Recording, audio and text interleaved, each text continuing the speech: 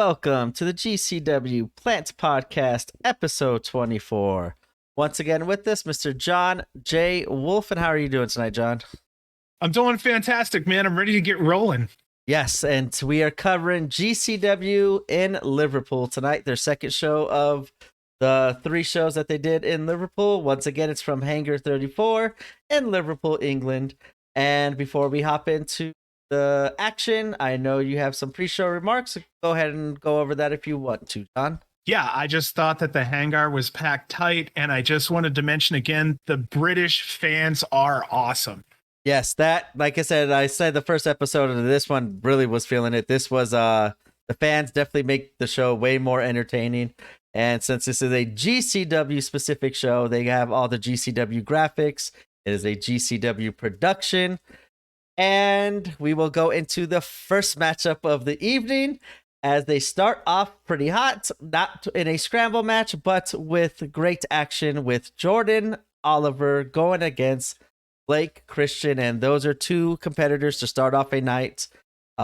It's going to be a good start to the night. What was your thoughts on this match? It was a great start to the night. I was expecting fast-paced action. We got it. We had All Heart versus Jordan chance. The crowd was ready to go. And here came those commentary issues. That does need to eventually be addressed. It's been happening for a while. It does take away from the action. Also taking away from the action just a little, no KG again. Otherwise, the video looks fantastic. The program was absolutely wonderful once audio kind of settled into its place. Both performers were killing it out there. They're young guys. Fantastic motion, speed, and agility. It looked like a dance out there. They were really representing GCW well. Jordan was face, Blake was heel, but it was just a great wrestling match with a lot of chain moves. And I was, what a great foot forward for the first match of the night. Yeah, I kind of stressed there was a GCW production just because of the sound. As we noticed, the sound wasn't too much of an issue night one, but night two, it came into play again. But they did take care of it pretty fast. As you said, it did take away from the action, but with Jordan and Blake in there, we talked about the short ring last time, how fast Blake looks in that shorter ring and smaller ring. And with him and Jordan, it was just a great, as you said, technical match. A lot of rolling up, a lot of boos being held. Like, it wasn't the high flying match that we normally see from these two, which I kind of really liked, especially as it goes into the ending.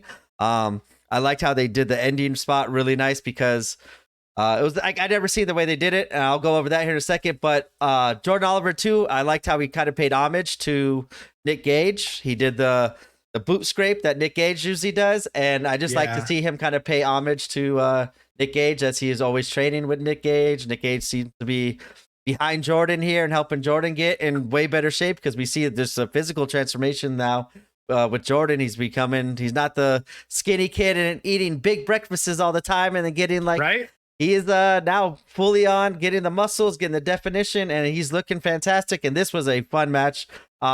Blake Christian with the All Heart gimmick still. These two I would like to see them kind of have a little budding feud. I kind of was thinking that was going to happen during the AC shows when they kind of teamed up, and then Blake started at the end of the match, started pushing Jordan and pushing Nick Wayne. So I was kind of seeing like maybe this will be a lead up to that, but we'll see where they go from here.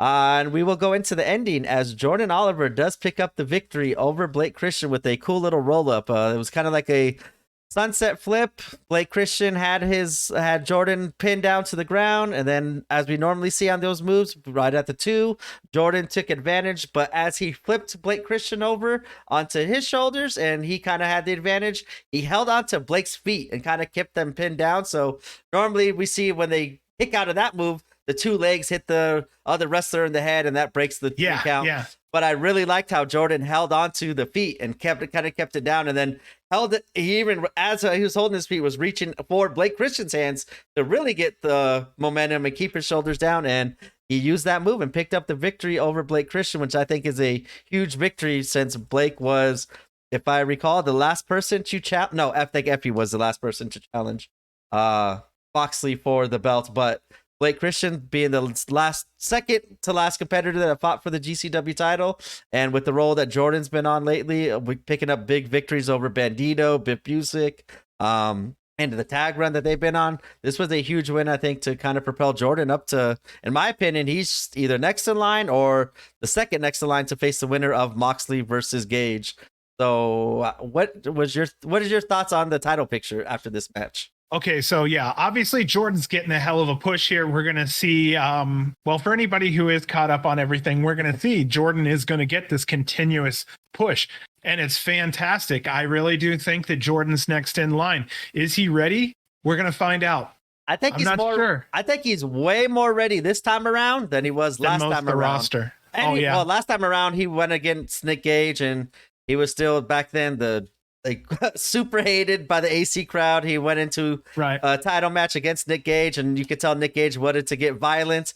And at that time, Jordan was not really having any of it during the match. You could kind of see him not run away from spots, but prevent the spots. But I think it played off so well in that match because at that time, like I said, he was like the most hated heel. So of course, when the fans want to see you get busted open by Nick Gage and you're not giving the fans that satisfaction, of course the fans are going to boo you even more than they already were. So I kind of like how they played it out during that match, but I think now with Jordan moveset, his look, he is putting it all together. And I think now he's definitely in a better position to possibly beat Nick Gage if Nick Gage beats Moxley, or I would definitely like to see the matchup of Moxley versus Oliver in the future. So right now what we're looking at in that title picture there would be roughly Cardona, Moxley, Gage. I think Oliver would be a great fourth. I can't think of too many people that we have on the roster right now that would Oliver's getting the push right now. Obviously they're doing this for a reason and we're paying attention. So I don't know if if this would turn into a 4-way. There's so many ways this can go because if Cardona gets in the middle of this Mox and Gage match, now we're looking at a possible 3-way. There's so many ways. I just now had a chance to really breathe on your question. You know what I mean? Yeah, I did spring it up on you, and I agree with you. I think Jordan is up there, Mance maybe, or Joey Janela too. Those are the top 3 that I think could be next in line and would be a great matchup against either Moxley or Gage. But as you said, we kind of forgetting Cardona in the picture. We wonder how he's going to insert himself into Fight Night if he does. Mm-hmm. But there's a lot of story that could be told there because Moxley beat Cardona for the belt. Moxley hasn't lost since then. Gage lost it to Cardona. Cardona never really got his quote unquote rematch. They don't really do that in GCW. So, but I think they could go a lot of different ways with this story with Gage and Moxley and Cardona. And I think there's a lot of different outcomes. And I think there's a lot of cool outcomes with other competitors that we haven't even thought about or talked about being involved because, as you said, it's really just those 3, but I wouldn't mind seeing Jordan kind of insert his way in to protect Nick Gage and kind of play off like how he's always protecting Nick Wayne as a tag team.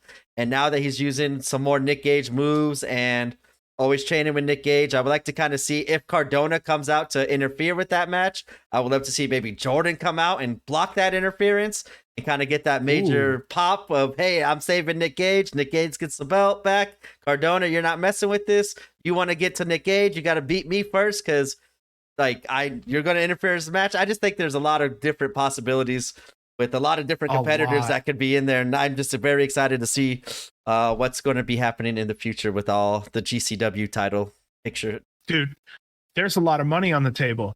Yeah. There's a lot of main event quality matches on the table there if that ends up being taken advantage of. Yeah. This Jordan Oliver thing though, I was happy it kind of ended up in like a handshake and it was really impressive. I need to see more. I really do think that Blake Christian does well on the island of England because boy, oh boy, in the next one after this, they're like, please come back. Please come back. Dude, I mean, yeah, Oliver, Christian.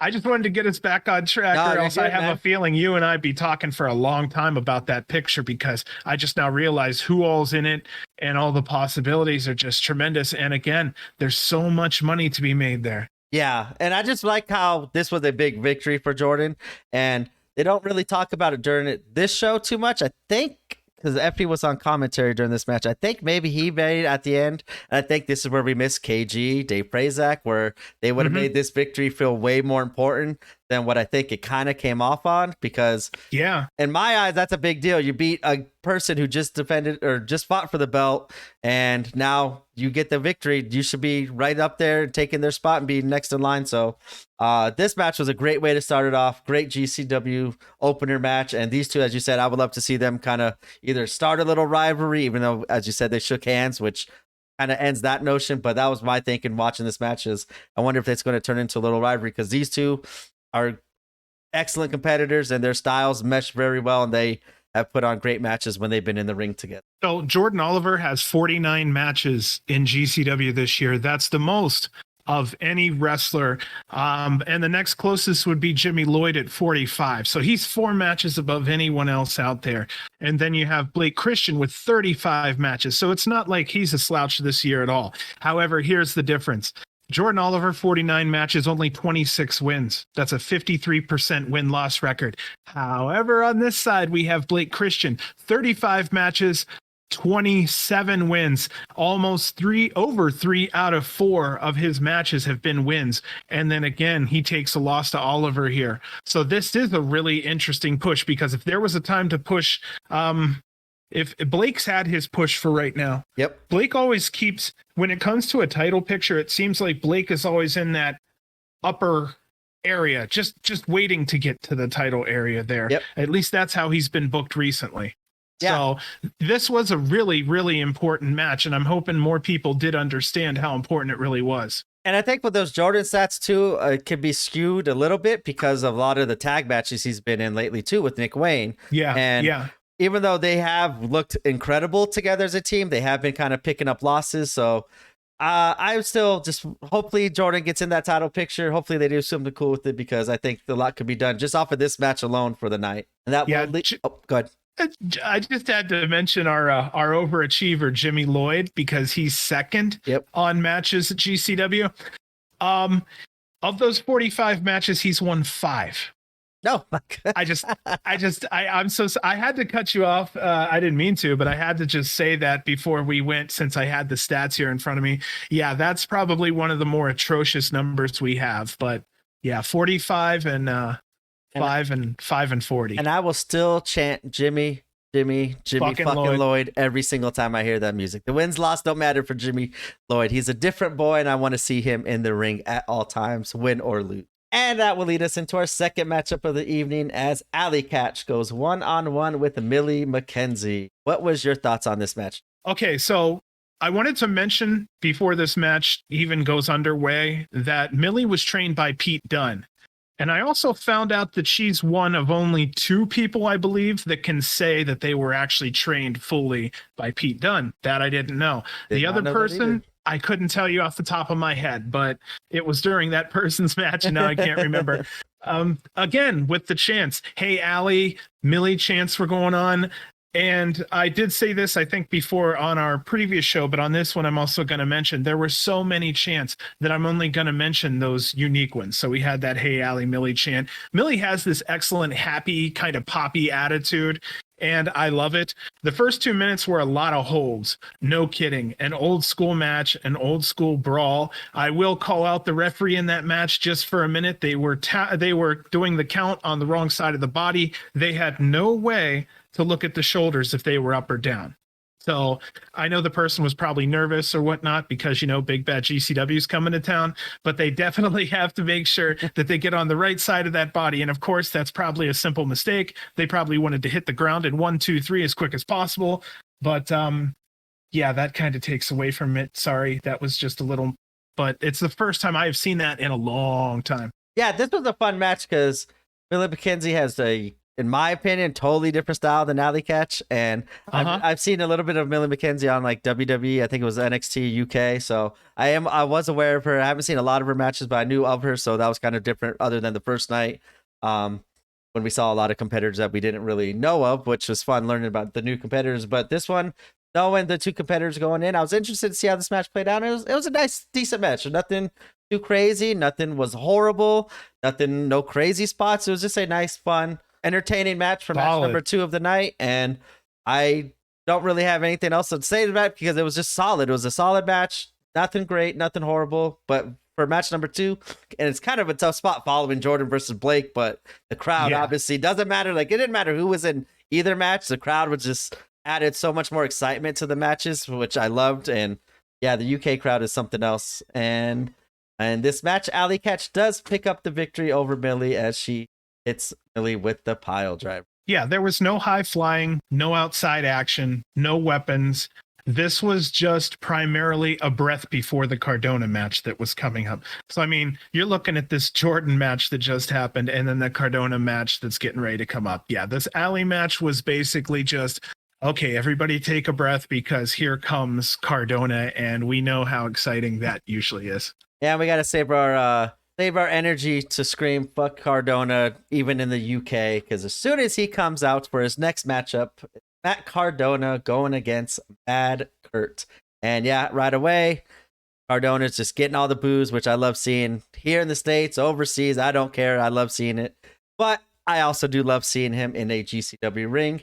And this matchup with Mad Kurt was very interesting to me because I haven't seen too much of Mad Kurt. I just, little bit on the social media, I saw them kind of going back and forth before this match of Cardona calling Mad Kurt an internet keyboard warrior or something like that. And I loved how Matt Kurt came out with the keyboard to kind of play up to that. So what was your opinion on this match, John?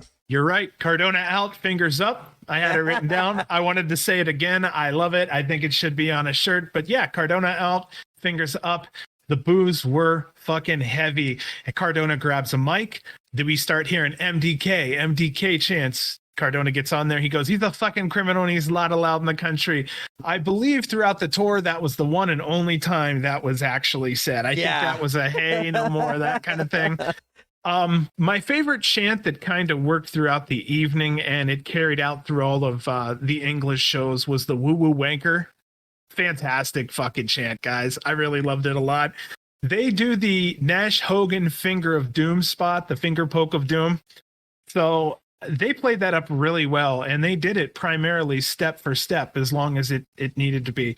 Kurt was playing with Cardona's belt for a while like he was the champion, kind of doing his little rib moment there.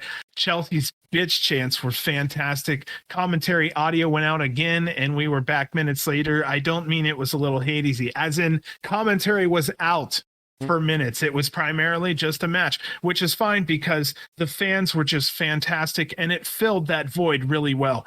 Cardona was really about 70% of the offense in this match. Kurt hit 4 code breakers. One was from the top rope, an avalanche style, to a 2 count. Cardona did the 2 count, then lifted Kurt's head off the mat, which was an asshole move. Kurt threatens to hit Matt with the keyboard. He misses. Cardona grabs it and smashes it over Kurt's head. It's beautiful watching a keyboard. Yes. If anybody's ever seen it, the keys pop everywhere. Yes. It's exactly what happened here, man.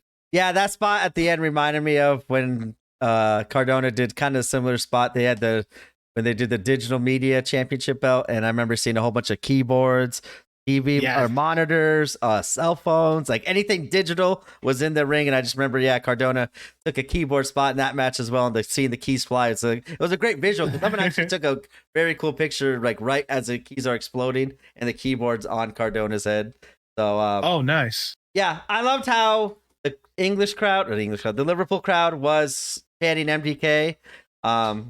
I think I talked a little bit about it the last episode, but that just shows me that they know their history. They know the GCW stuff, which was awesome because that just adds like, hey, they know their shit. They're not just out here partying and chanting stuff just to have a good time. Like they knew their stuff, and for them to chant MDK and know that there's a history between MDK and Cardona, as we were talking about earlier, it was very nice to see that because I like when the fans are into it and knowledgeable about it, not just trying to hijack a show and make up their own chants.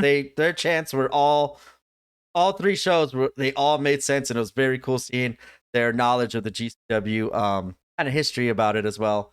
And yeah, this was a fun comedy match. I thought that's how this match would turn out, and it was pretty fun. Cardona once again does the finger poke of doom spot. He kind of has done that a couple times. He did not the exact same thing to Blake, but Blake was like, "Oh, I'll just lay down and take the victory." And Cardona was like, "Yay!" I just love how he gets so excited for the cheapest of victories, and he acts so surprised when he can never get one. And like, I just can't wait till the one time he actually does hold the person down as they're trying to kick out. It's like, "Hey, you finally outsmarted you. Finally, stay down. I get the easy victory. I don't care if you try to kick out or not." And Dude, it's like Charlie Brown kicking the kicking the football. yes, that is a perfect one. And Matt Cardona does pick up the victory as he hits Mad Kurt with the Sack Rider. And I don't think this was for the internet belt. I couldn't remember, you said. No. Yeah. No. Once Kurt put it on. Sorry, but No, Kurt put it on. And that's when he was kind of teasing, I'll take it off if you put it on the line. Yeah. And Cardona was kind of down there pissy about it. Okay. So yeah, I believe I didn't have it written down. I guess maybe I should have. Normally I put something there like non-title, but I didn't on this one. Well, it's also too the audio that would have been very helpful because it's still cutting in and out. Like after it started cut out the second time, I did kind of turn it down. It's like, hey, I don't have KG. I still have Emil or Effie or whoever else. Like Jordan hops on later. Like I obviously turned it on. Well, I got lucky on that one. I did happen to just turn it on just to see during that match what was happening, to hear the crowd, because what was happening at that match at that time before Jordan hopped on was incredible, and I just want to hear the crowd's reaction. But not knowing what was going on, kind of like I turned the sound down just because like I don't know what's going on and no point in listening to it, but I can listen to something else if I'm not going to get a good quality. So I was confused I do remember him coming out with the belt, but I couldn't remember if they did it with the belt or not. But yeah, you reminded me. So fun match, fun, entertaining match. I do like how Cardona seems to do these fun comedy matches, kind of like a little Joey Janela, but instead of getting serious and putting on a great match as Joey Janela does, Cardona does always find a way to turn it into a more cheeky kind of way, cheating. And I just love Cardona's style, the way he's interacting with the GCW crowd and still performing for us GCW fans. It's always fun. A pleasure to see him in a GCW ring. Our winner of this match, Matt Cardona with the Sack Rider. Yeah, I'm with you here with the appreciation. Cardona always gives us a story. Yes. If anything, we always have some kind of a story. And I really like that with Cardona. It's always some type of emotion. He comes out, it's fuck you. We have a match, we still have fuck you. He always has... we're always hanging on him doing something. He always has us in the palm of his hand for a reaction. And I don't know how much the crowd realizes how much he can toy with us and does sometimes. Oh, yeah, he definitely does. And like he gets himself over and other people over without even having a match. And that's what I kind of like seeing what he's been doing with his GCW run. And that will lead us into our fourth match of the evening as the violence has started. It is a 4-way death match between Clint Margera, Jimmy Lloyd, Big Joe, and John Wayne Murdoch. And before the match, I was like, this is going to be crazy. It's going to be violent. I can't wait to see all the violence. This is going to be long. But it ended up being a quick, short 4-way death match, which I am not against. Not what I expected, but I went not against it. And even if they would have lasted longer, I would have been down to see a longer match because all 4 of these competitors, I would love to see a kind of a scramble death match, and this is kind of a close one that we got here with all 4 competitors. What was your thoughts on this match, John? Yeah, it was crazy seeing all that potential violence in the ring. I didn't know how long this thing was going to go initially, but I was hoping for just a knockdown, drag out fight. In a regular, okay, so no lie, this match only went 6 minutes, but there was at least 10 to 11, maybe 12, 13 minutes of violence packed into such a small amount of time here. Joe is fantastic. I've always loved him. In real life, he's a bouncer. He is tough as nails. He's not one of the people you'd want to fuck with in the wrestling industry. We come out front, we have tubes, chairs, doors. It takes like minute 1, thumbtacks come out.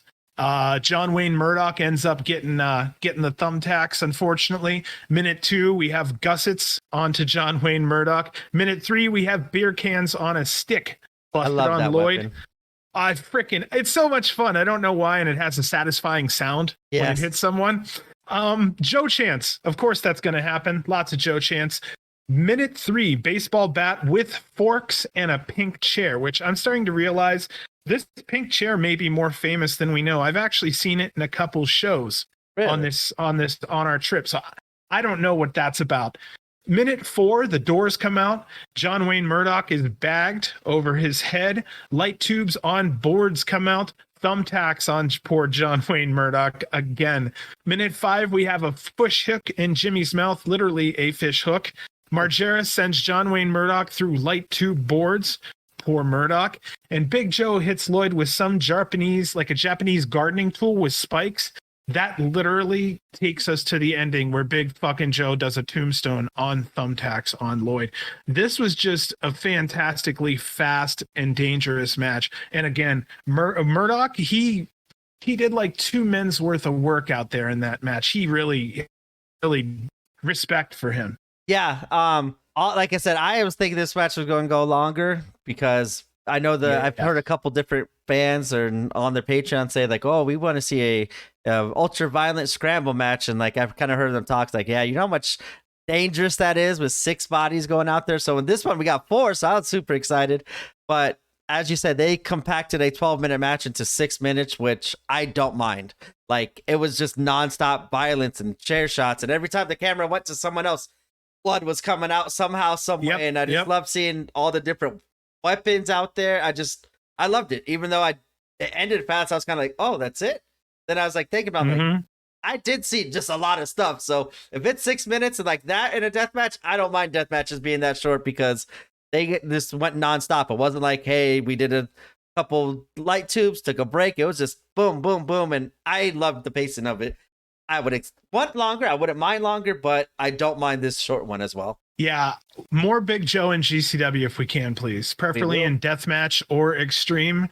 Yeah, see, and you beat me to it, man. Yeah, we will. Thank goodness. Yeah, that was a lot in a short amount of time. I'm really happy with what I saw, and I hope we see more down the road because this happens to go with that problem that we have where we have many just almost way too many fantastic death matchers right now within the GCW atmosphere. It's where maybe we need another show or two a year just to feature the death matchers because we're so loaded. At some point, we do need to possibly have another showcase. There's too much talent shining. And they keep on adding to it because we see now, let's say just this year, Cole Radrick, after that one performance, he's in there. Sawyer Wreck, she's now doing the deathmatch stuff and doing very good at it. There was a third. I just totally forgot who the third one was. That doesn't really do death matches, but we see. But we got Big Joe. He's coming to the States and doing, I think it's NGI. So like they're always adding new deathmatch talents, which is cool. And I just love when they do the tournaments, how they're adding more talent to it. And I know I've heard a couple people say maybe instead of 8, bump it up to 16. I think 4 death matches in a night would be kind of crazy, but maybe extending. I mean, you got like Fight Club Night 1, Fight Club Night 2. Why not do NGI Night 1, NGI Night 2, and do 16? You have them wrestle 2 matches one night, 2 matches another if they go to the finals. And that's how you get your 4 matches. And it kind of makes it a little bit more safe. You still get a lot of violence in 2 different nights now of this deathmatch tournament. And it kind of creates more breathing stuff. But on the negative, I'm going to counteract my own point. I love just the one night tournament only because you can, at the end, the finals feel so much more exciting. This is what I've been watching for the last 3 hours. I want to see a conclusion. I want to see Drew Parker win the TOS against, I forgot who he went against at the end. It wasn't Cole Radrick. That's what I thought should be the finals. Was it Tremont? Could be, yeah. It might have been Tremont. Yeah, actually, I think it was Tremont. No. He did wrestle Tremont, that one of those. No, it was somebody that really knew their shit. It wasn't Rena. I think it was Tremont because Cologne wasn't in it because he ended up forfeiting that to go against John Wayne Murdoch. But yeah, I know that they wanted somebody that was like more. They wanted a veteran in there because he did have that cut that he really shouldn't have been wrestling with. Yeah. What were you about to say there, bud? No, I'll just say like as you said, with a lot of new rosters and the deathmatch, not new roster, new faces with the deathmatch that we've been seeing in GCW. They just are not recycling it. I still like how they bring in Segura, Rena, Drew Parker from the other end of it. But with the new talent coming in too, I just think you could make these tournaments 2-nighters, add more excitement. But like I said, it's a give or take, or for me, it would take away of my investment for one whole night rooting for Drew Parker, and then I have to wait another night to kind of get this payoff. Yeah. But it adds more violence, more matches. I don't know what the competitors think about it. We've heard what Brett's talked about it before, with why he doesn't do 16 man death matches. So I don't know. I just love how they have flexibility to go one way or another, and it still would be super entertaining for us as fans. So if you do the 2-night thing, which I'm a really big fan of, that would make night 1 have 8 matches because you have 16 guys, you would have 8 matches there. So that would be fantastic because night 2, you would be bringing in 8 competitors. You'd have 4 matches, then 2 matches, then 1. So that would give you a match count of 7 that night. So we're talking 8 the first night and then 7 matches the second night. And a couple of those matches could be some freaking brawls. Or they could keep it short, just like this one. Keep it a 6-minute match where it doesn't go too crazy, but you wouldn't notice it's a 6-minute match because you're so invested in it until the final bell rings. You're like, "Whoa, that was it!" So that's now another option. I don't know if you remember what with Tournament of Death. One of the things that we had going on was that each and every match kind of highlighted different forms of deathmatch wrestling. So we did have match 2, for instance, would be chair heavy. Match 3 would be door heavy. Match 4 would be a little more violent than the first 3 matches, and we move on. So I think having a 2-day process might also be nice because we would be able to revisit a chair heavy match on night 2 versus maybe a chair heavy match just later that night. Plus, we'd be going into another company's territory, even where we'd be putting on 7 and 8 hour death match, or 7 and 8 hour pay-per-views, which is rough for some of us. But I love the idea, and we have so many people that would be fantastic. Another one would maybe, well, no, I'm thinking of way too many fun ideas on that one. I'll stop there. I like this match. You're right. There was everything it needed to be in 6 minutes and then some. I want more, but boy, oh boy, you're right. 4 people, that's a lot of glass to be watching as a fan and as a competitor. Yeah, was the, I'm glad you said that because I was like, I know the reasons. That was pretty much the main reason of what I've heard. Either I think it was Alex Colon or Brett say like, hey, that's why we don't do 6. Not only because it adds another element of more danger, and obviously we know as competitors, if the more fatigued you are, the more chances of a mess up or accident to happen. So but yeah, with 6 different competitors, you had the SGC screen all over the place with just fans ducking their heads, trying to avoid all the light tubes at them. But I am absolutely loving though the depth of their rosters for death matches and seeing what they could do during these tournaments. The possibilities are endless almost, and I would like to see a lot of these different variations of the possibilities happen because there's a lot of great talent out there that GCW has been putting out for the death matches, and kind of have it in a tournament setting would be kind of more recognition to those wrestlers that have been busting their ass for it. That will lead us into our 5th matchup of the evening, and in my opinion, this was the match of maybe the night, at least the weekend for me. Probably the most memorable moments happened for the whole weekend during this match, as we have for the GCW Extreme title, Cole Radrick defending his Extreme title against Joe Lando, Leon Slater, and Tony, that lovable asshole Deppen. And yeah, when I first saw this match, I'm like, okay, it's not our typical Extreme match. We got a lot of high flyers. Or I knew 3 of the competitors. I had no idea who Leon Slater was. But knowing Cole, Joe, and Tony Deppen, we could have a little Extreme in Cole, but he also does everything. Joe Lando is a great high flyer. Tony Deppen could fly if he wants to or keep the match on the ground. So I liked the different variations or the styles of these 3 wrestlers. It's not our typical Extreme match where we're going to see doors, tables, ladders, or all of that stuff. It's kind of a more just a technical 4-way match. And Leon Slater, I had no idea about it, but after this match, I want to see every Leon Slater match because he stole the show during this match. Now we'll let you kind of give what your thoughts on this match was, because I know at the end I will dive into Leon Slater's star rising in my book. Yeah, so I was expecting huge things. They gave it to us. I was expecting a fast pace. They gave it to us. Rowdy Daddy chants were coming right out the gate. Cole is loved in England. That's one thing I can say for sure. And I could also see that Cole was working a lot faster than usual tonight. So that was fantastic to see too, because I always love to see when a wrestler has an extra gear or two that we don't know exists, because it adds to their story if they have that extra gear there. Daniel Bryan is another one that he has a fantastic extra gear that you don't see until necessary. Yeah. 2022 has really been Cole's year. Year of the Ratty and Daddy.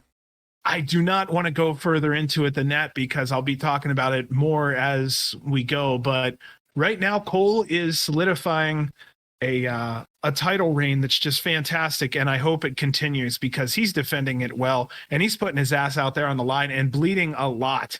Tony Deppen chance, flippy shit chance. Cole and Slater had to do their 1-inch punch that Cole is known for. This is where I went, holy shit, Slater is 17. Wait, we could have had Nick Wayne versus Slater.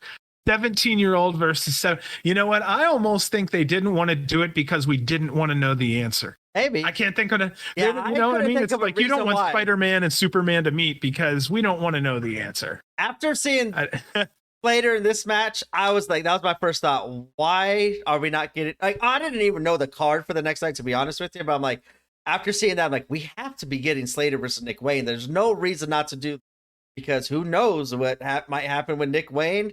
Might not get another opportunity to face Slater. So I was like, oh, we're definitely going to get it the next night. Unfortunately, we didn't, but Slater is amazing. Dude, Slater jumped across the longest part of the ring. And I can try to explain this for someone who hasn't seen it. I'm sure most of us have. He gets up on the top rope. He doesn't coast to coast. He goes from one part of the continent all the way across to the other side of the world. He goes the longest way possible, post to post, diagonally. It was absolutely fantastic. And here we were again, the GCW fans, like the chants would not stop. And this match especially, it was just go, go, go. And so were the fans. So they really fed into each other so well. And it made for a fantastic 9-minute bout. Yes. Before the match even started, I absolutely loved Tony Deppen and how they played it off. He came out and the crowd was singing. They were singing Tony's song. It was amazing. And you could tell Tony started getting into it himself. And I loved at the end, instead of just cutting off the music, they turned down the music, and the crowd kept on singing the song. Like, we built this city, and then you hear the sound go down, and then you hear the crowd singing, we built this city, and then the song would go up, and the crowd would start singing again. I loved that entrance, and if this was not a 4-way match, and if this was not a title match, I would have loved to see the music keep playing, the referee ring the bell, Tony Deppen run across, hit the knee, get the 3, the music doesn't stop, Tony flipping off the crowd, and then just walks to the back, and the music never stops, because that was a cool moment. And I loved how they turned on the music and off the music. And I loved how the crowd, they had no idea probably what was going to happen, and they just kept on singing anyway. And that was phenomenal. And that's one of the reasons why this Liverpool crowd was amazing, because of shit like that. And now going to Leon Slater, the star of this matchup, in my opinion. I had never seen him. He looked super young. He had a great physique.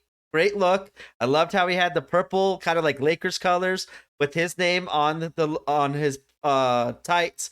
Thought that was a cool little cool like little a homage. Yes, because I loved it when they did, GCW did it for that one LA show where they did the whole ring like that. I loved it. And we don't really see much of Leon at the beginning. He's kind of being the one taking all the bumps.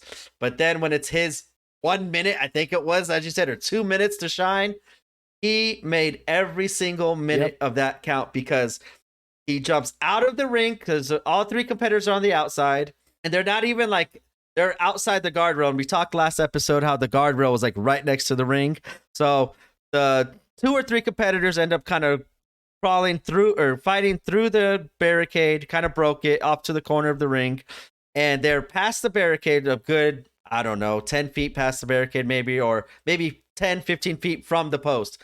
And Slater from inside the ring goes from one corner to the other, jumps out of the ring, over the barricade, and onto the competitors. And just the height and how far the distance he got was crazy. I'm like, oh, what is this guy made of? He goes right away into the ring. But I forgot who it was on the ground. I want to say Joe Lando, who did an awesome spot too. Joe Lando did a moonsault. But as he was doing the moonsault in the corner, Tony Deppen was kind of bent over, catching his breath. And Joe Lando did the moonsault over Tony Deppen. And on his way down, hits his knees onto Tony Deppin's head and lands a moonsault onto a competitor, which was fucking amazing spot as well. And then, yeah, so Leon Slater did the corner to corner jump. And then, as you said, he didn't go coast to coast. He went continent to continent. He went from the UK over to the AC Showboat Arena and went diagonally across. And I know it's a shorter ring, but damn it. I've never seen anyone go corner to corner. He just floated across the ring, easily connected with the coast to coast.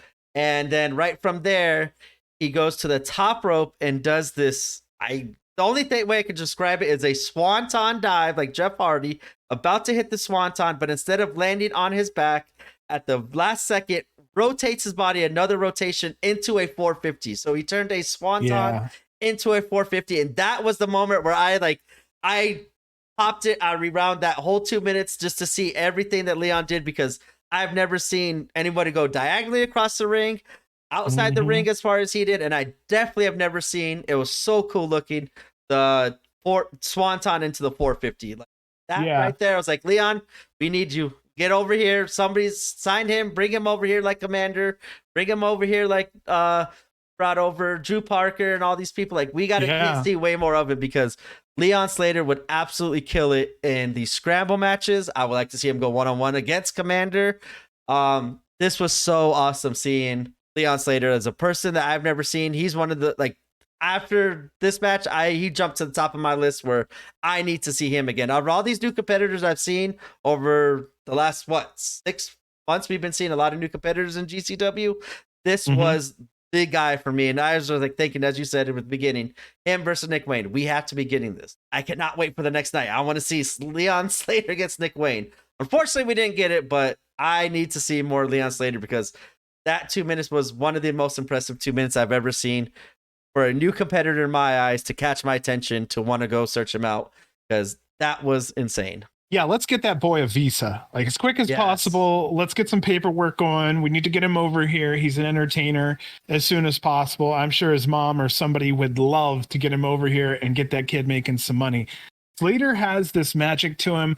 It's called youth. He's 17 freaking years old. Not only can he move, but he can take a bump. And I saw a couple of times where, I mean, he took a pretty hard hit out there, and just like Wayne, he just bounces right back from it, really quick. But we need him as quick as possible, or as soon as he can graduate high school and move on. If he's not going to college, he would do well in America really quick. His level of talent is through the roof for his age. His level of talent's through the roof for a 25, 30-year-old. Yeah, it's just fantastic. Those 3 moves I've never seen. Like, that swanton 450 is still one of the most impressive things I've seen, because it looked like he stopped in midair and did a flip on top of, like, after stopping. It was just insane. And then Cole Radrick.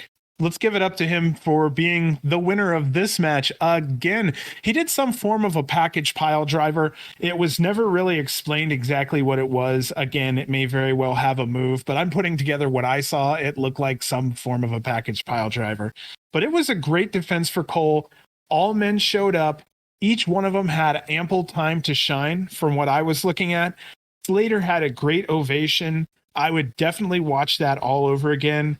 And my creativity, just for fun, says with Deppin, I think it'd be funny, just maybe at a scramble or like a Royal Rumble type thing. I would love for Tony to do a heel move where his music hits, he comes out, he walks around, he kind of does his poses, he does all of that. And basically, as the song is going, kind of winding down and going done with, he just keeps walking around the ring and then just walks back up the exit, just leaves. Kind of like how Maven, I think it'd be Maven at the collective, like he just comes out, high five, hi, or waving to the crowd, not high five, and hi, comes in, does one drop kick. All right, I'm out of here, guys. See ya. I made my paycheck and leave. Like, yeah, I would love to see Tony Deppin do that. Yeah, just something stupid, and it's totally Deppin, because we're all hoping he gets in the ring. We like to sing his song. He comes out there, he does his whole thing. We're happy to see him, and then he just walks the fuck off. Yes. That'd be just fantastic. Ultimate heel move. Good job, Cole. Good job, everybody in this match. This was fantastic. I could have watched a fuck ton more, and with more time, these guys could have been the main event of that night. Yeah. Which is hard to say for a scramble, but for me, this was my match. Like, the standout memorable moment of the weekend was just Leon Slater, because those were impressive. And here's where I love, this is why we call Tony Deppin our lovable asshole, because at the end of the match, everybody kind of leaves the ring, but like you see Leon kind of slide out, and Tony's like, nope. He picks up his hand, grabs him back into the ring, kind of gives him the little pat on the head, like that, stay here, you deserve it, and kind of gave Leon Slater that like seal of approval. It's like, you killed the kid, take the ovation. We're all out of here. You've earned it. Go take the ovation. I respect you. And he kind of walked away. And I would love to see kind of like how we saw Commander get his one-on-one debut against Tony Depp, and I would love to see what Leon and Tony could do, because Tony will make anybody look good, and he's not going to have to do too much to help make Leon look good, because that was impressive. And I just loved Tony Depp, and that's why we call him our love vessel, because every once in a while, when he's not throwing everybody's hat halfway across the venue, he will, when it's the time and the person is deserving of it, give them their kudos, give them all the respect in the world, and give them the GCW seal of approval. And that will lead us into our sixth matchup of the evening, as Joey Janela goes one-on-one with Nick Wayne. And I was like, yep, this is one of these matches where Nick's going to get his time to shine. Joey's going to do whatever he can to put him over and still put on a crazy match, as Joey Janela always does. And I was very much looking forward to this match and seeing what kind of magic these two would create. What was your thoughts on this match? Oh boy. So it was really nice to see Nick get that rub from Janela. It's really nice to see him get stretched out there and really, I used the word stretch already, but really just stretch to his limits. We had Janela chance. He's a bad boy chance. There was a fantastic avalanche brainbuster by Joey Janela that went on. Wayne went up to the second level at one point, did a moonsault off of the ledge. Nick got beaten up fucking hard in this match, and this match did have a lot of hard-hitting moves. Wayne had a good show of emotion. He made it seem like Janela was unbeatable, and I don't know how many times you've seen this, but Wayne has great facial expressions, and he makes it look really good that he has pain. Like every time he's in pain, it makes it look so good. So I really do like that a lot, and this was a match where he got to practice that face a lot. Yeah, I liked it. When I first noticed it was in him and Jordan's match against Los Macizos, and they did like a crazy just tag team, like 1 minute, just spot. Jordan did like, I think the clout cutter, or almost like one of his could be finishers, because he's evolved his moveset so much. And like Jordan's in the inside trying to get the 3 count, and everyone thinks that's it. One of the Macizos kick out, and you just see Nick Wayne, and he's on the outside kind of with his kind of crawling back into the ring, but like he's just looking in thinking that was it. And then you see the 2 count, you see Jordan's face, because he's gotten way better too with his facial expressions and showing like, oh my God, that wasn't it. But you just see Nick Wayne like, what are you doing? How was that not a 3? What do you mean that wasn't 3? Just his facial reaction was amazing. I even went back and rewound that spot just to see Nick Wayne's crazy face and seeing like, oh my God, what do you mean that wasn't it? And yes, he has gotten way better, because I even think it was this match. I could be wrong, but it looked like he was like during the match, like not crying, like he wasn't actually crying, but the look on it looked like there was in so much pain that he was crying. And I originally thought he was kind of seriously hurt, because Jordan Oliver does hop on a commentary during this match, which I think was cool, because the whole thing with him and Nick Wayne. But Jordan did a pretty good job on commentary, because there was one spot where Nick Wayne I think he was on the inside at this time, and Joey Janela laid the door on him, went to the top and did the coup de grace, whatever, the foot stomp through the door onto Nick Wayne. And Jordan right away called to a spot that I was thinking the exact same thing at the exact same time, was when Joey did this spot to Alley Catch in Las Vegas for draft day, because that was my first GCW show. That was my first time seeing Alley Catch, first time seeing GCW. A lot of those wrestlers, almost all of them ever. And seeing Joey do that spot to Alley Catch, like right afterwards, they ended up throwing up, like the referee threw up the X. There was a quick little finish to that match, and like everyone thought Alley was hurt because it looked brutal. And Jordan called back to that spot, that same exact spot that he did to Alley Catch, where I was thinking the same thing, and it looked just as painful when Joey did it to Nick Wayne this night. So I liked how Jordan did the call back to that match, and he didn't sound too bad on commentary. So I really loved hearing him on commentary call back to spots that I am aware of as a fan. So that was pretty cool in my opinion. So you have a good eye, because Wayne getting hurt. He did get hurt. He got hurt pretty bad. It was nobody really said anything about what it was in the long run. But the next night, there was a tag team match. It was Kings of the North. I don't know if you remember. Yep. So that ended up being Cole Radrick versus Cole Radrick and Jordan Oliver. That originally was going to be Wayne, and Cole stepped in, but yeah, Wayne was injured. So it looked like it. It was brutal. I wonder if they're kicking themselves for really being that rough on Wayne now that he's injured from that, because Janela was pretty rough on him, and I know that's the name of the game too.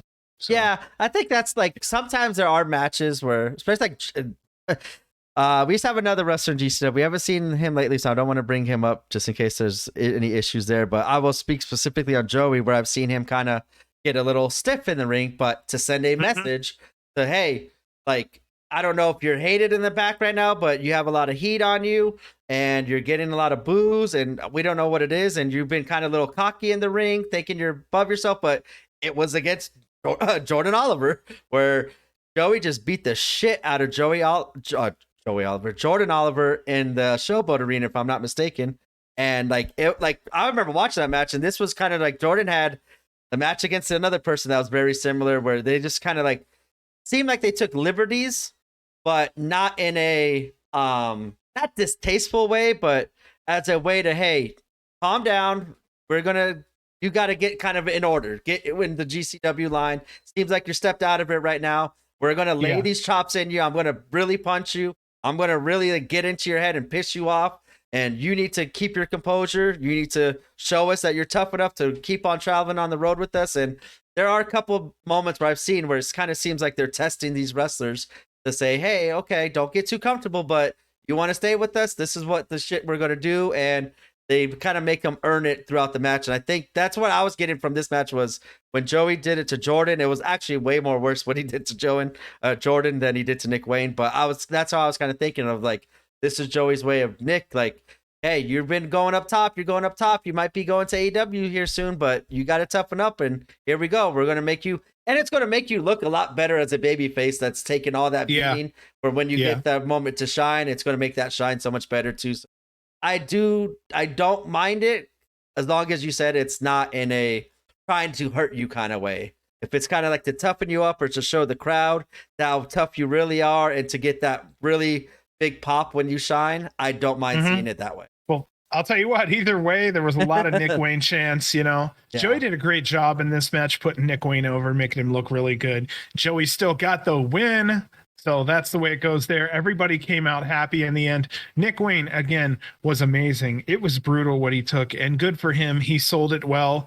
And I hope that's the last time he comes across Janela in that type of capacity for at least a while, because we do need to protect that kid. He is ours. Yes. And he's got a bright future ahead of him. And Joey, I think, just kind of sending a little message, but in a positive way, not a hurtful kind of way. And that will lead us into our seventh matchup of the evening, as Effie goes 1-on-1 with Session Moth Martina. And for the second night in a row, we get to see Session Moth going up against another teammate of Bussy. What was your thoughts on Session Moth Martina versus Effie? Okay, so here we go with the Who's Your Daddy chance. We've got the Effie chance.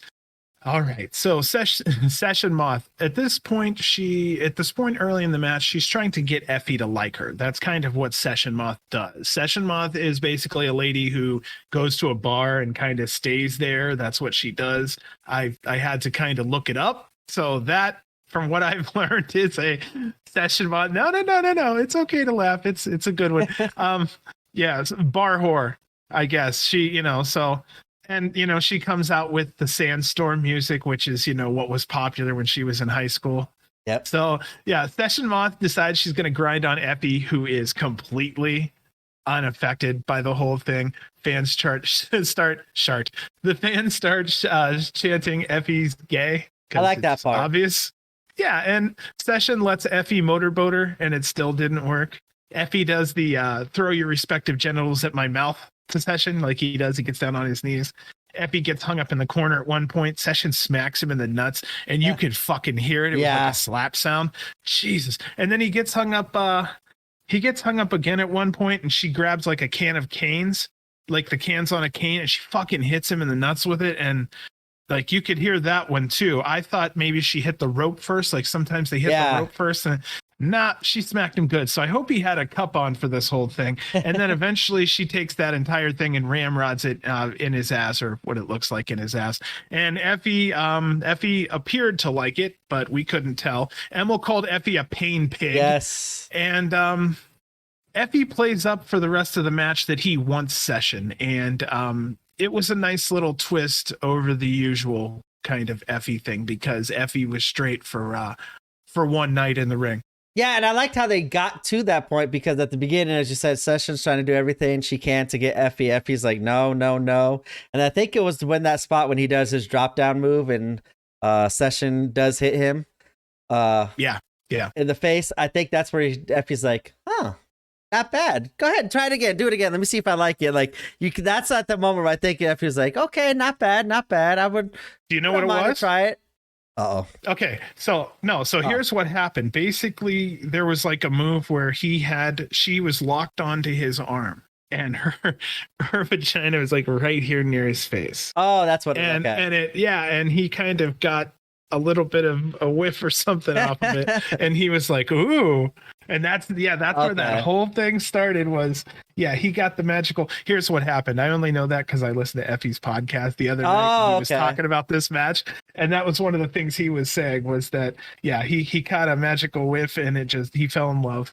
I like how he does do that spot to certain wrestlers, and then like he changes it up, because like when he did it to Too Cold Scorpio, and like Scorpio didn't like it, and Effie's like, what? Why don't you like it? And then he sticks his hand down his pants. He's like, do I smell? Like, what's going on here? I like how he does that spot at certain times to certain competitors. Like when I would just watch the Collective when he had his match against Suzuki, and you just see Suzuki just like, the hell is this? What are you doing here? But then at the end, he gets into it. So I do like how Effie varies it up those different spots, and it gets different reactions based off of the competitor or where they're at. So this was a fun match. The Session kind of had a lot of fun matches with Ali. I had a fun match with Ali Catch. I had a fun match with Effie.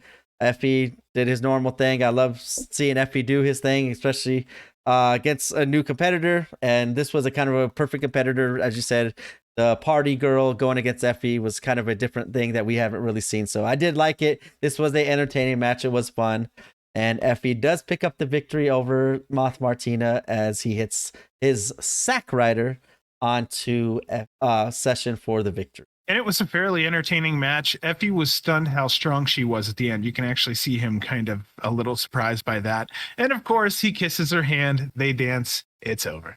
And that's a perfect way to end that match and send everyone home happy from that match. And this will lead us into our main event of the evening. And I don't know if I just missed this and if this was even announced as a match for this show or what, but if it was announced, I totally missed it. So this was a very pleasant surprise for me, as the main event of the evening is Drew Parker. That's where the surprise was for me. I had no idea he was even on this card. Really? Going against, I don't know. I must have missed it with everything else going on in the wrestling world during this time. I probably missed it, and probably because if I didn't watch it live, I was avoiding Twitters and stuff like that. But I don't remember seeing before this match Drew Parker being announced for this card. So like I said, this was a surprise for me. In my head, he's Australian, and I don't know why. And sometimes I get confused too with that kind of stuff, and that's where now knowing that he's from that area, it makes complete sense. But here's the icing on the cake for me. Not only do I get Drew Parker in the main event in GCW Liverpool, I get Drew Parker against Alex fucking Colon, the Blood Fighter. And right away I was like, yes, this was a surprise, the best surprise I could get. I am all in for this match. I was super excited.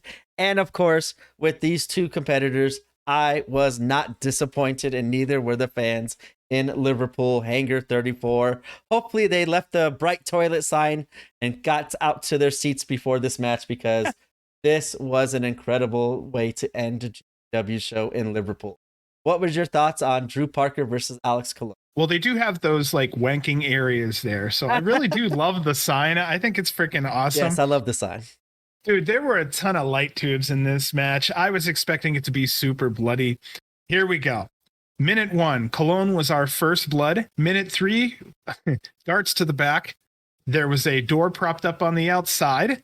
Cologne at minute 4 gives Drew light tube horns on various sides of the ring so the fans can see. I think everybody kind of knows what that is. The crowd wanted blood this whole time. Minute 5 through 7 was legitimate wrestling. Hell yes. It's always nice to see that. Minute 8 through 9 ended up being tubes flying everywhere. Cologne ended up doing this awesome Spanish fly on Drew. Minute 10, Cologne through the table on the outside. Drew was noticeably limping at this point. Minute 11 was a diving top rope DDT through light tubes, like a light tube log cabin. Somehow I did not mention who that was. I think it was just because when it happened, I fucking popped hard. Like, oh my God. Minute 13, the yellow ladder from last night has made its appearance again. So I'm kind of a fan of pink chair and yellow ladder. Minute 14, Drew was on top of the ladder, did a 450 splash onto Cologne, and then it finished up here with our winner as Drew Parker took a bunch of light tubes, put them on Cologne's chest, ran, and then put knees, double knees, right into Cologne's chest through those light tubes, and that is how we got the 1, 2, 3. That ladder spot, dude, had me nervous. There was a ladder spot in this thing. Do you remember? Yeah. Where he was on all the way on the top.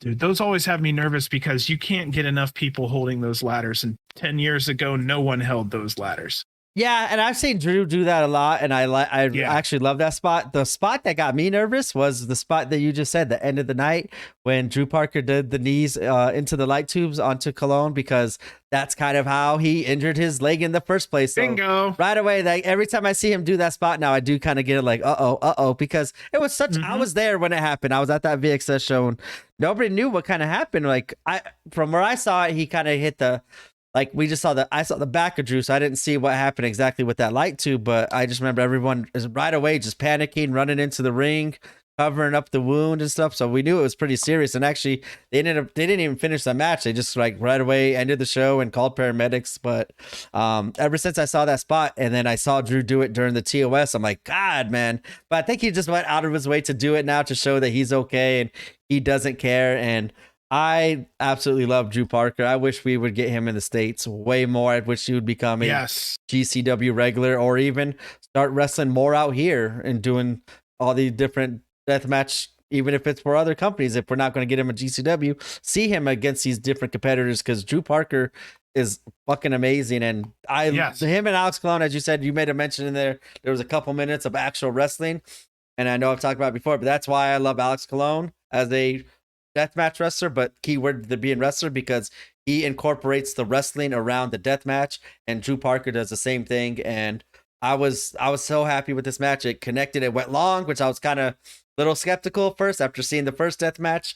I was kind of hoping these two would get more time to shine and breathe and tell a story, and they absolutely did. And I could watch Drew Parker and Alex Colon wrestle a deathmatch any day of the week. As we talked about at the beginning of the night, Jordan Oliver against Mike Christian, we could see all the time. I could see Drew Parker and Alex Colon, because their two styles mesh well. They're one of my two favorite deathmatch wrestlers in the world, and I think they're the two best because they just always seem to change up their move set and adapt to their competitors, but still do their stuff while making everything look so good. And this was a perfect way to end the night for me. Satisfying. Yes. Satisfying way to end the show, I think, is the best way to put it. So I was sitting there watching these two not face off, but, you know, Parker was getting ready on one side, Cologne's getting ready on his side, right before that bell rings.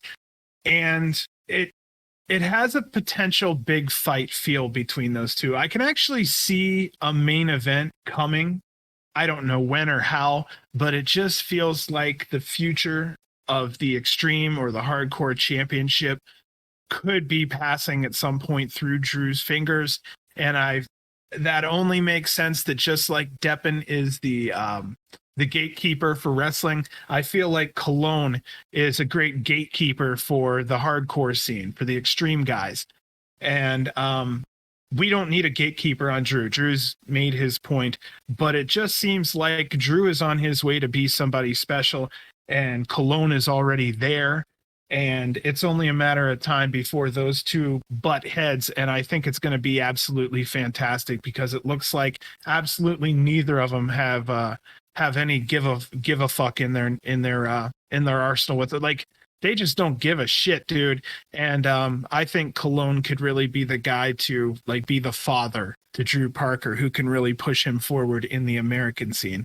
Yeah, and I think he's done an excellent job at that as well. Whenever they have wrestled against each other, or we're going to wrestle against each other, and I know they like Drew was supposed to wrestle before the injury against Alex Cologne and Rena, where they were going to team up against the Mega Bastards, but obviously with that injury, Drew Parker hopped on commentary, and I like how they told the story with him on commentary and kept it going and stuff like that.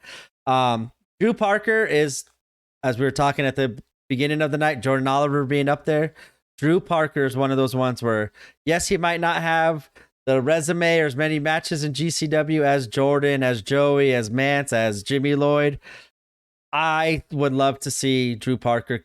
If there's one person I would let skip that line, Drew Parker's the one. And I would definitely wouldn't mind seeing him go against Moxley, which I think could be insane, or go against Nick Gage. That would be kind of like like if Nick Gage like is close to being done, hey, I was the king for the while, but you are the new prince of death matches. You're not the king yet because I'm still around here, but I might not be wrestling as much, but I will give you the prince status. And once you keep on getting up to like where Alex Cologne is, or what she's damn near close to, I would love to see like, hey, now Drew Parker is crowned the new king of deathmatch wrestling. And Drew Parker could have an interesting match with Moxley or Gage, the winner of the match at Fight Club. So I kind of hope Drew Parker does kind of stick with GCW a little bit more. I know he's been in Japan for a long time. I think he's kind of almost done everything that could be done out there in Japan in the deathmatch scene, because I know Freedoms, and I think it's a Big Japan. I think that's where he's mostly wrestles, is Big Japan. I could be flip-flopping it or completely wrong, but I just know that Drew's been out there for a while, and I could just see like, hey, he's kind of ran through everybody. He's done every match possible out there. I would like to see him kind of get more variety of matches out here with all the, as we said, the depth of the deathmatch roster that GCW has lately. I would love to see him just kind of stick with GCW full time and travel with them here in the States and kind of make a name for himself out here in the US, because I think he's a name that is slept on by a lot of kind of just, even if you're an indie wrestling fan, you might not know of Drew Parker because he doesn't wrestle out here often, but his talent is one of those ones where I think he could blow up out here real fast. Well, okay, so this might be unpopular to a lot of people, and I normally don't say this, but I think we really do need to bring that belt back home. I'd like to see Rena bring it back home. We do have so many great deathmatch and extreme wrestlers that I just see so many championship matchups that we have something here that I think needs to be touched on more. And I think the only way to do that would be to, well, Cole's holding up his end of the bargain every show. I think Rena's doing her job over there. It's just we don't see it. But yeah, right now, all these people coming in from all over the world, all the talent we have that's like almost homegrown GCW talent, we really need to take advantage of this. There's just so much. Like we're just hemorrhaging with deathmatch talent right now. Yeah, and just talent in general, as we've seen with tag division being on fire as it is. All these talented wrestlers that we never heard of before in these scrambles making a name for themselves, like Leon Slater. Like they just are just nonstop. Anybody they bring in, it's been fantastic to watch, and I love seeing it. I love, as we kind of usually do the booking and kind of the fantasy booking in our heads, where there's just so much out there. And I just love that feeling that there's so much out there that we haven't seen yet that could be great and amazing. And hopefully we get it soon one day. And being a GCW fan, I think we kind of know we will get that sooner rather than later, because there's a lot of great matches out there and a lot of great talent that we need to see kind of go at it for the first time. And obviously, I would love to see their first time be in a GCW ring and tell that magic in a GCW ring and show. And that will be it for all the matches for GCW in Liverpool. A very fun and exciting night of matches. And that will lead us into our memorable moments of the evening. And of course, I will let you go first. And okay, piggyback off of you. Sweet. All right. That opening match was fucking fantastic. So I have to mention that. It's one of the first things I will mention. The finger poke of doom. I always love seeing it. It's such a fucking part of history that's such a piece of shit. So I love that. The 4-way death match was super busy, super quick. I could have used 8 more minutes. but for the 6 minutes that they had, they totally packed that full of action. It was great seeing Big Fucking Joe. I'm a huge fan. Finding out that there's more Big Fucking Joe coming only makes me happier. That Extreme 4-Way was also a very quality bout. Wayne taking an absolute ass beating was fantastic to show us that he isn't actually, like just some candy, easygoing kind of kid. Parker versus Cologne and its possibilities for a big stage main event match was something I didn't realize until I seen those two in a ring together. I think it was a real quality foot forward from the fans and the TNT talent in Liverpool. I was so happy to hear, which it ends up happening at the next show, so happy to hear that they announced that these two will be working together again. And yeah, I was so happy that everybody was just, it seemed they were just so damn welcoming. And gosh, I hope some English fans flock into America for the next time that they meet, if they meet here, because we do have some things to learn from the British fans. And it only takes a couple good fans to make the whole crowd pop. Yeah. Memorable moments for me, as you said, was the fans, obviously, again, because they made, in my opinion, the matches that much more interesting, got me more invested. I even got invested in them just to see what kind of creative chants they start cheering and stuff like that, because they are really great fans out there, and they made this weekend so much more fun, in my opinion. Along with the great action, it was a great chemistry and combination of the two to make great shows. As you said, first match of the night for me too was Jordan versus Blake. Just seeing Jordan get the big victory over Blake Christian, I kind of hope that turns into something when they come back here to the States. They do make mention it one time during the show, which I kind of disappointed. I wish they would have kept it going, but I wish that moment would have been bigger than kind of what it was played off. It just felt like a normal victory for Jordan instead of like, holy shit, this is a huge victory, where that will propel him into the main event scene, not main event scene, but title scene. So that was a fun match though, and a great ending for me. Seeing Jordan get that victory, and Leon later, holy shit. Yeah. If you guys just go spend $10 on this show just for that 4-way, because you will see incredible action, and Leon Slater, I think, was worth the $10 admission alone, even in those 2 minutes, because he was fucking fantastic, and I want to see more of it. And just that whole match, as you said, in general, from the beginning with Tony Deppin's entrance and the crowd singing along, to the crazy action from Leon Slater, all maintaining the Extreme title and winning, and then Leon getting the GCW stamp of approval from Tony Deppin. It was just a great overall, not segment, but like with all four of those competitors, great match and story told from beginning to end, which was awesome. And my last memorable moment was, thank God, and awesome seeing Drew Parker, because that was, like I said, I don't know if it was announced. If so, I missed it, or if maybe I saw it, I forgot it, because I was not expecting to see Drew Parker, and I was definitely not expecting to see Drew versus Alex Colon. So end the night for me, which is a very pleasant surprise, very awesome match, and definitely want to see them go at it again. Definitely want to see Drew Parker way more in a GCW. And that will be it for GCW Plant Podcast episode 24, covering GCW in Liverpool. We will be covering TNT versus GCW real shortly after this episode, so be ready. We will be posting them kind of back to back here, and we will be playing catch up, as we seem to be always doing, because either life, technology, something gets in the way, which, hey, shit happens. But just like GCW, we will keep on going and going and fucking going. So we are all caught up. So we will be finishing off GCW Liverpool tour with TNT versus GC. On behalf of myself and Mr. John J. Wolf, we will bid you adieu. And just like how we always do, one day we'll get it right. Long live GC. Oh, you're lagging on me, bro. W. Fuck. See ya.